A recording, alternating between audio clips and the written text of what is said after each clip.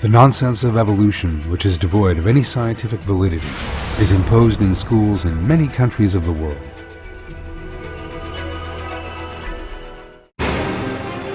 Darwinism occupies an official place in the curricula of schools and universities in just about every country of the world today. Scientific facts are ignored and even distorted and misused in an effort to use them in favor of evolution, as this outdated theory is kept propped up for ideological reasons. Learning Darwinist fairy tales is compulsory, while the teaching of the scientific facts are banned. The fact remains that the theory of evolution is unable to explain how the first living cell or even a single protein could have formed. Not one single transitional form fossil showing that life forms are descended from one another has ever been found from among the more than 350 million fossils discovered to date. If the myths of evolution are to be taught in schools, these facts revealed by science must also be taught.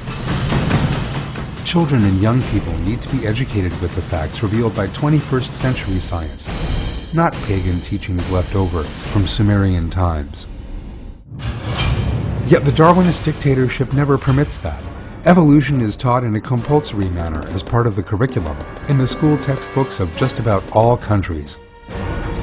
Nonsense, such as the myth of giraffes acquiring longer necks as they stretched up to reach higher leaves, the hoax of the industrial melanism and peppered moths, the lie that human beings and monkeys are descended from a common ancestor, and the fiction of primitive man living in caves is still taught to young people in Europe as if it were a scientific fact.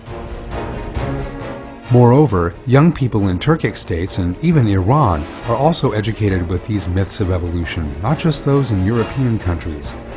Ernst Haeckel's fraudulent embryo drawings, the lie of the existence of fictitious half-reptile and half-bird creatures, and the fairy tale of the evolution of the horse are all taught as if they were scientific truth.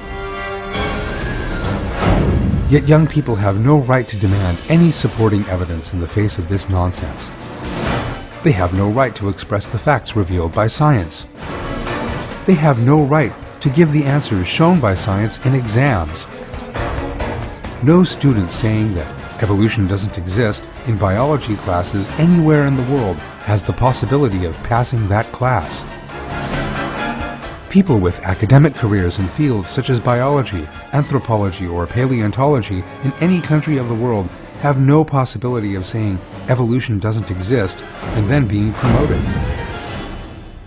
Although everyone in nearly all countries of the world are well aware that evolution is an outdated myth and unscientific ideology, all students, teachers, academics, and politicians are forced to sign up to evolution.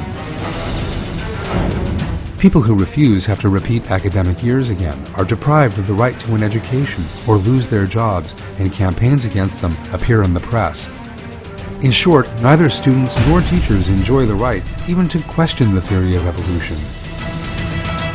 Interestingly, despite this manifest situation, some people are still able to say, does Darwinism really exist at all? Yes, Darwinism has collapsed scientifically, but efforts are still being made to keep it propped up ideologically. Moreover, this is done through prohibitory, oppressive, and fascist policies. But we are now in the century when all this pressure will come to an end. The sun has now risen, and the true illumination of mankind has begun. Even though Darwinists are keeping the drapes tightly drawn and saying there is no sun, people have now seen the light of the truth. This is the century of truth, not of myth. Science will overcome the repressive and prohibitory Darwinist mindset, and the truth will emerge victorious.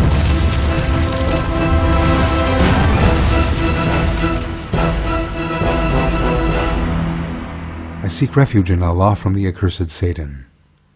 Say, truth has come and falsehood has vanished. Falsehood is always bound to vanish.